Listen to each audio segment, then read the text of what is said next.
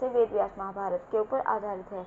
यदि आप इसका निरंतर श्रवण करते रहना चाहते हैं तो इस चैनल को सब्सक्राइब जरूर कर लीजिएगा और आगे आने वाली सभी पॉडकास्ट के नोटिफिकेशन के लिए बेल आइकन भी जरूर से प्रेस कर दीजिएगा। अब हम सुनेंगे वैवस्वत मनु का चरित्र और महामत्स्य का उपाख्यान। वैशंपायन जी कहते हैं, इसके बाद पांडुनंदन युधिष्ठिर ने मार्कंडेय जी से कहा, अब आप हमें वैवस्वत मनु के चरित्र सुनाइए। मार्कंडेय जी बोले, राजन, विवस्वान अर्थात सूर्य के एक प्रतापी पुत्र था जो प्रजापति के समान कांतिमान और महान ऋषि था। उसने बद्रिकाश्रम में जाकर एक पैर पर खड़े होकर दोनों बाहें ऊपर उठाकर 10,000 वर्ष तक बड़ा भारी तप किया। एक दिन की बात है, मनु चीरिणी नदी के तट पर तपस्या कर रहे थे।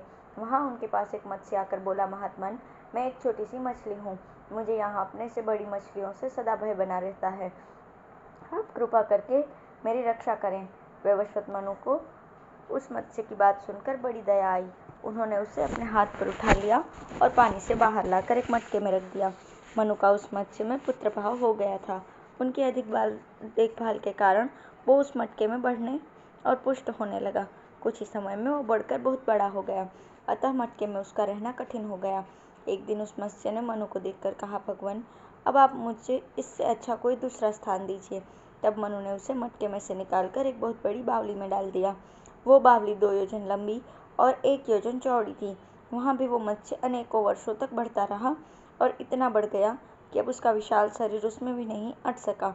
एक दिन फिर उसने मनु से कहा, भगवान, अब तो आप मुझे समुद्र की रानी गंगा जी के जल में डाल दें, वहाँ मैं आराम से रह सकूँगा, अथवा आप जहाँ ठीक समझे वहीं मुझे पहुँचा दें। मत्स्य के ऐसा कहने पर मनु ने उसे गंगा जी के जल में ले जाकर छोड़ दिया। कुछ काल तक वहाँ रहने के पश्चात वो और भी बढ़ गया। फिर उसने मनु को देखकर कहा, भगवान, अब तो मैं बहुत बड़ा हो जाने के कारण गंगा जी में भी हिलडुल नहीं सकता, आप मुझ पर कृपा करके अब समुद्र में ले चलिए। तब मनु ने उसे गंगा जी के जल से निकाला और ले जाकर समुद्र के जल में डाल दिया। समुद्र में डालने पर उस महामत्स्य ने मनु से हंसकर कहा, तुमने मेरी हर तरह से रक्षा की है। अब इस अवसर पर जो कार्य उपस्थित है उसे मैं बताता हूँ, सुनो। थोड़े ही समय में इस चराचर जगत का प्रलय होने वाला है। इस समस्त विश्व के डूब जाने का समय आ रहा है। अतः एक सुदृढ़ नाव तैयार कराओ, उसमें बटी हुई मजबूत रस्सी बांध दो और सप्तर्षियों को साथ लेकर उस पर बैठ जाओ। सब प्रकार के अन्न और औषधियों के बीजों को अलग अलग संग्रह करके उन्हें सुरक्षित रूप से नाव पर रख लो। नाव पर बैठे बैठे ही मेरी प्रतीक्षा करो। समय पर मैं सींग वाले महामत्स्य के रूप में आऊँगा, इससे तुम मुझे पहचान लेना। अब मैं जा रहा हूँ। उस मत्स्य के कथन अनुसार मनु सब प्रकार के बीज लेकर नाव में बैठ गए और उत्ताल तरंगों से लहराते हुए समुद्र में तैरने लगे। उन्होंने उस महामत्स्य का स्मरण किया। उसको चिंतित जानकर वह श्रृंगधारी मत्स्य नौका के पास आ गया। मनु ने उस रस्सी का फंदा उसके सींग में डाल दिया। उससे बंधकर वो मत्स्य उस नाव को बड़े वेग से समुद्र में खींचने लगा और नाव पर बैठे हुए लोगों को जल के ऊपर ही तैराता रहा। उस समय समुद्र में ऊंची ऊंची लहरें उठ रही थी। पानी के वेग से उसकी गर्जना हो रही थी। प्रलय का वायु के झोंकों से वो नाव डगमगा रही थी। उस समय न भूमि का पता चलता था, न दिशाओं का। द्युलोक और आकाश सब जलमय हो रहा था। केवल मनु, सप्तर्षि और वो मत्स्य यही दिखाई पड़ते थे। इस प्रकार वो महामत्स्य बहुत वर्षों तक महासागर में उस नाव को सावधानी से और खींचता रहा। इसके बाद उस नाव को खींचकर हिमालय की सबसे ऊंची चोटी पर ले गया और उस पर बैठे हुए ऋषियों से हंसकर बोला, हिमालय के इस शिखर में नाव को बांध दो, देरी न करो। ये सुनकर उन ऋषियों ने शीघ्र ही उस नाव को शिखर में बांध दिया। आज भी हिमालय का वो शिखर नौका बंधन नाम से विख्यात है। इसके बाद महामत्स्य ने पुनः उसके हित की बात कही, मैं भगवान प्रजापति हूँ, मुझ पर कोई दूसरी वस्तु उपलब्ध नहीं होती। मैंने ही मत्स्य रूप धारण कर तुम लोगों को इस संकट से बचाया है।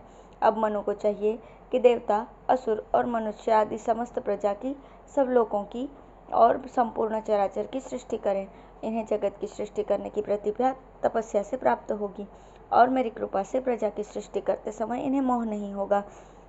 यह कहकर वो महामत्स्य अंतर्ध्यान हो गया। इसके बाद जब मनु को सृष्टि करने की इच्छा हुई तो उन्होंने बहुत बड़ी तपस्या करके शक्ति प्राप्त की। उसके बाद सृष्टि आरंभ की। फिर तो वह पहले कल्प के समान ही प्रजा उत्पन्न करने लगे। युधिष्ठिर, इस प्रकार तुमको ये मत्स्य का प्राचीन उपाख्यान सुनाया है। अब है श्री कृष्ण की महिमा और सहस्त्र युग के अंत में होने वाले प्रलय का वर्णन। वैशंपायन जी कहते हैं, मत्स्य उपाख्यान सुनने के पश्चात युधिष्ठिर ने पुनः मुनिवर मार्कंडेय जी से कहा, महामुने, आपने हजार हजार युगों के अंतर से होने वाले अनेकों महाप्रलय देखे हैं। इस संसार में आपके समान बड़ी आयु वाला कोई दूसरा दिखाई भी नहीं देता। आप भगवान नारायण के पार्षदों में विख्यात हैं। परलोक में आपकी महिमा का सर्वत्र गान होता है। आपने ब्रह्म की उपलब्धि के स्थानभूत हृदय कमल की कर्णिका का योग की कला से उद्घाटन कर वैराग्य और अभ्यास से प्राप्त हुई दिव्य दृष्टि द्वारा विश्व रचयिता भगवान का अनेकों बार साक्षात्कार किया है। इसलिए सबको मारने वाली मृत्यु और सबके शरीर को क्षीण तथा दुर्बल बनाने वाली वृद्धावस्था आपका स्पर्श नहीं कर सकती। महाप्रलय के समय जब सूर्य, अग्नि, वायु, चंद्रमा, अंतरिक्ष, पृथ्वी आदि में से कोई भी शेष नहीं रहता, सारे लोग जलमग्न हो जाते हैं, स्थावर, जंगम, देवता, असुर, सर्प आदि जातियां नष्ट हो जाती हैं। उस समय पद्मपत्र पर सोने वाले सर्वभूतेश्वर ब्रह्मा जी के पास रहकर केवल आप ही उपासना करते हैं। विप्रवर, ये सारा पूर्वकालीन इतिहास आपका प्रत्यक्ष देखा हुआ है, अनेकों बार अनुभव किया हुआ है। संपूर्ण लोकों में कोई ऐसी वस्तु नहीं है जो आपको ज्ञात न हो। अतः मैं आपसे सारी सृष्टि के कारण से संबंध रखने वाली कथा सुनना चाहता हूँ। मार्कंडेय जी बोले, राजन, मैं स्वयंभू भगवान ब्रह्मा को नमस्कार करके तुम्हें ये कथा सुनाता हूँ। ये जो हम लोगों के पास बैठे हुए पीताम्बरधारी जनार्दन श्री कृष्ण हैं, यही इस संसार की सृष्टि और संहार करने वाले हैं। यही भगवान समस्त भूतों के अंतर्यामी और उनके रचयिता हैं। ये परम पवित्र, अचिंत्य एवं आश्चर्यमयी तत्व हैं। ये सबके कर्ता हैं, इनका कोई कर्ता नहीं है। पुरुषार्थ की प्राप्ति में भी यही कारण है। ये अंतर्यामी रूप से सबको जानते हैं, इन्हें वेद भी नहीं जानते। संपूर्ण जगत का प्रलय हो जाने के पश्चात इन आदिभूत परमेश्वर से ही संपूर्ण आश्चर्य में जगत इंद्रजाल के समान पुनः उत्पन्न हो जाता है। 4000 दिव्य वर्षों का एक सत्ययुग बताया गया है। उतने ही 100 वर्ष उसकी संध्या और संध्यांश के होते हैं। इस प्रकार कुल 4800 दिव्य वर्ष सत्ययुग के हैं। 3000 दिव्य वर्षों का त्रेतायुग होता है तथा 300 दिव्य वर्ष उसकी संध्या और संध्यांश के होते हैं। इस प्रकार ये युग 3600 दिव्य वर्षों का होता है। द्वापर का मान 2000 दिव्य वर्ष है तथा उतने ही 200 दिव्य वर्ष उसकी संध्या और संध्यांश के हैं। अतः सब मिलकर 2400 दिव्य वर्ष द्वापर के हैं। कलयुग का मान है 1000 दिव्य वर्ष, उसकी संध्या और संध्यांश के मान भी 100 दिव्य वर्ष है। इस प्रकार कलयुग 1200 दिव्य वर्षों का होता है। कलयुग के क्षीण हो जाने पर पुनः सत्ययुग का आरंभ होता है। इस प्रकार 12000 दिव्य वर्षों की एक चतुर्युगी होती है। 1000 चतुर्युग बीतने पर ब्रह्मा का एक दिन होता है। ये सारा जगत ब्रह्मा के दिन भर रहता है, दिन समाप्त होते ही नष्ट हो जाता है। इसी को इस विश्व का प्रलय कहते हैं। सहस्त्र युग की समाप्ति में जब थोड़ा सा ही समय शेष रह जाता है, उस समय कलयुग के अंतिम भाग में प्रायः सभी मनुष्य मिथ्यावादी हो जाते हैं। ब्राह्मण शूद्रों के कर्म करते हैं, शूद्र वैश्यों की भांति धन संग्रह करने लगते हैं अथवा क्षत्रिय कर्मों से जीविका चलाने लगते हैं। ब्राह्मण यज्ञ, स्वाध्याय, दंड और मृगचर्म आदि का त्याग कर देते हैं।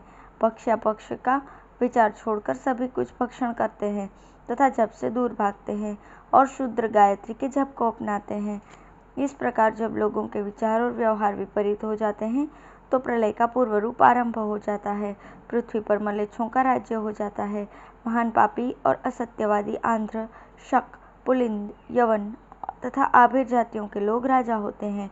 ब्राह्मण, क्षत्रिय और वैश्य सभी अपने अपने धर्म त्याग कर दूसरे वर्णों के कर्म करने लगते हैं। इनकी बल, आयु, वीर्य और पराक्रम घट जाता है। मनुष्य नाट्यकद के होने लगते हैं। उनकी बातचीत में सत्य का अंश बहुत कम होता है। उस समय की स्त्रियां भी नाट्यकद वाली और बहुत बच्चे पैदा करने वाली होती हैं। उनमें सील और सदाचार नहीं रह जाता। गांव-गांव में अन्न बिकने लगता है। ब्राह्मण वेद बेचते हैं, स्त्रियां वेश्यावृत्ति करने लगती हैं। गौहें बहुत कम दूध देती हैं। वृक्षों में फल फूल बहुत कम लगते हैं। उन पर अच्छे पक्षियों के बदले अधिकतर कौवे ही बसेरा लेते हैं। ब्राह्मण लोग लोभवश पात की राजाओं से भी दक्षिणा लेते हैं। झूठे धर्म का ढोंग रचते हैं। भिक्षा मांगने के बहाने 10 दिशाओं में घूम घूम कर चोरी करते हैं। गृहस्थ भी अपने ऊपर कर का भार बढ़ जाने से इधर उधर चोरी करते फिरते हैं। ब्राह्मण मुनियों का वेश बनाकर वेश्यावृत्ति से जीविका चलाते हैं तथा मदिरा पीते और गुरुपत्नी के साथ व्यभिचार करते हैं। जिनसे शरीर में मांस और रक्त बढ़े उन लौकिक कार्यों को ही करते हैं। दुर्बल होने के भय से व्रत और तपस्या का नाम नहीं लेते। उस समय न तो समय पर वर्षा होती है और न बोए हुए बीज ही ठीक तरह से जमते हैं। लोग बनावटी तौल नाप से व्यापार करते हैं तथा व्यापारी बड़े कपटी होते हैं। राजन, कोई पुरुष विश्वास कर धरोहर की रीति से उनके यहाँ धन रखते हैं तो वे पापी निर्लज उसकी धरोहर को हड़प जाने का प्रयत्न करते हैं और उससे ये कह देते हैं कि हमारे यहाँ तुम्हारा कुछ भी नहीं है। स्त्रियां पतियों को धोखा देकर नौकरों के साथ व्यभिचार करती हैं। वीर पुरुषों की स्त्रियां भी अपने स्वामी का परित्याग करके दूसरों का आश्रय लेती हैं। इस प्रकार जब सहस्त्र युग पूरे होने को आते हैं तो बहुत वर्षों तक वृष्टि बंद हो जाती है। इससे थोड़ी शक्ति वाले प्राणी भूख से व्याकुल होकर मर जाते हैं। इसके बाद 7 सूर्यों का बहुत प्रचंड तेज बढ़ता है। वे 7 सूर्य नदी और समुद्र आदि में जो पानी होता है उसे भी सोख लेते हैं। उस समय जो भी तृण, काष्ठ अथवा सूखे गीले पदार्थ होते हैं वे सभी भस्मीभूत दिखाई देने लगते हैं। इसके बाद संवर्तक नाम की प्रलयकालीन अग्नि वायु के साथ संपूर्ण लोक में फैल जाती है। पृथ्वी का भेदन कर वो अग्नि रसातल तक में पहुंच जाता है। इससे देवता, दानव और यक्षों को महान भय पैदा हो जाता है। वो नागलोक को जलाकर इस पृथ्वी के नीचे जो कुछ भी है उस सबको क्षण भर में नष्ट कर देती है। इसके बाद अशुभकारी वायु और वो अग्नि देवता, असुर, गंधर्व, यक्ष, सर्प, राक्षस आदि से युक्त समस्त विश्व को ही जलाकर भस्म कर डालते हैं। फिर आकाश में मेघों की घनघोर घटा घिर आती है, बिजली कौंधने लगती है और भयंकर गर्जना होने लगती है। उस समय इतनी वर्षा होती है कि वो भयानक अग्नि शांत हो जाती है। ये मेघ 12 वर्ष तक वर्षा करते रहते हैं। इससे समुद्र मर्यादा छोड़ देते हैं, पवित्र पर्वत टूट जाते हैं और पृथ्वी जल में डूब जाती है। तत्पश्चात पवन के वेग से आपस में ही टकराकर ये मेघ भी नष्ट हो जाते हैं। इसके बाद ब्रह्मा जी उस प्रचंड पवन को पीकर एक आवरण के जल में शयन करते हैं। उस समय देवता, असुर, यक्ष, राक्षस तथा अन्य चराचर जीवों का तो नाश हो जाता है। केवल मैं ही उस एकारणों में उठती हुई लहरों के थपेड़े खाता हुआ इधर उधर भटकता फिरता हूँ। धन्यवाद।